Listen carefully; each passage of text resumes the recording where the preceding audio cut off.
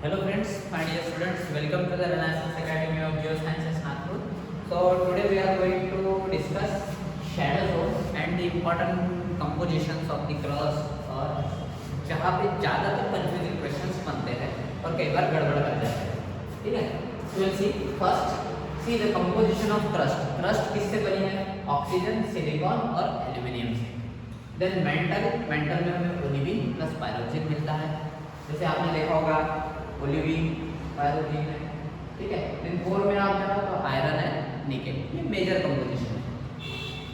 बात जब हम क्रस्ट की करते हैं, when we are talking about the composition of crust, notice करो सबसे ज़्यादा क्या है?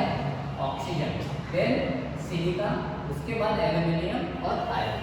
ठीक है, आयरन सबसे ज़्यादा नहीं है जब हम क्रस्ट की बात करें. So we are talking about the uppermost 35 kilometre and below the mountain 70 kilometre. इसमें जब हम देखते हैं तो ऑक्सीजन ज़्यादा है, फिर सिलिका है, फिर एल्यूमिनियम एंड देन आयरन. मैंने पहले 4 लिखे, ठीक है. यही अगर हम बात करते हैं कंपोजिशन ऑफ अर्थ की, ठीक है. कई बार हम ध्यान नहीं देते क्वेश्चंस में कि क्रस्ट का पूछा है कि अर्थ का पूछा है.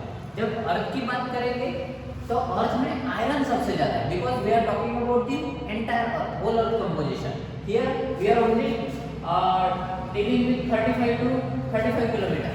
Okay, so whole earth composition में देखोगे तो सबसे ज्यादा आयरन है, then oxygen, then silica and magnesium.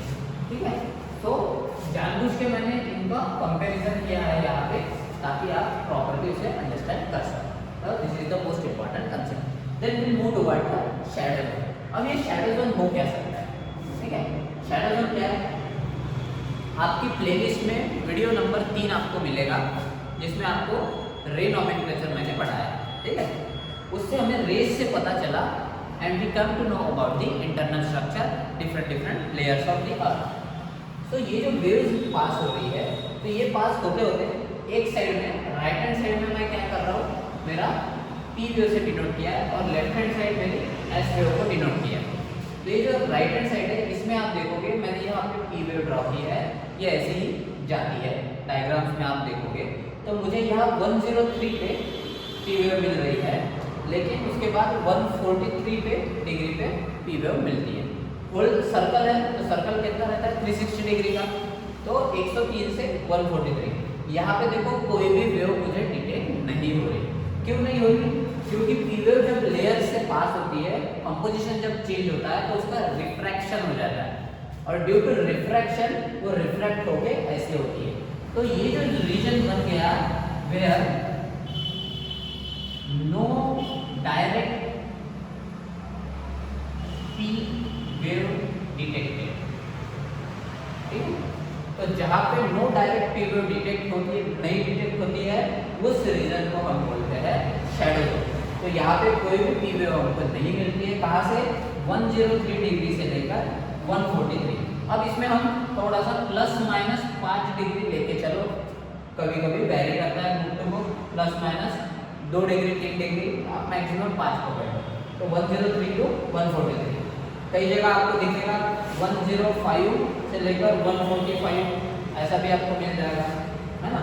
कई जगह 102 भी दिखेगा, 102 से लेकर 142. राइट, तो प्लस माइनस 2-3 आप कर देते. तो this is about the P wave shadow zone.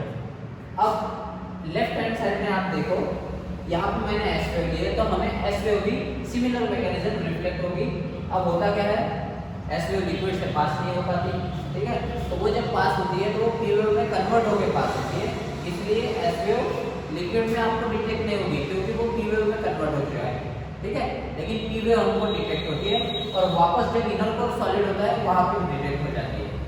इस वजह से आपको देखोगे तो ये रीजन में आपको क्या होगा, no direct S wave is detected, no direct S wave is detected. तो जहाँ पे एस वेव नहीं पहुंच पा रही या डिटेक्ट नहीं हो रही वो क्या हो गया, एस वेव शैडो जोन. तो ये आपका बन गया एस वेव शैडो जोन. तो इसका रेंज क्या रहेगा, 103 से लेकर 180. ध्यान रखना 103 से लेकर 180. इसमें भी प्लस माइनस 3 करके चलो, इसमें भी प्लस माइनस 3 करके चलो. तो ये हो गया आपका एस वेव शैडो जोन और ये हो गया आपका P wave shadow zone, P wave shadow. Okay, so this is about the concept of shadow zone. Thank you.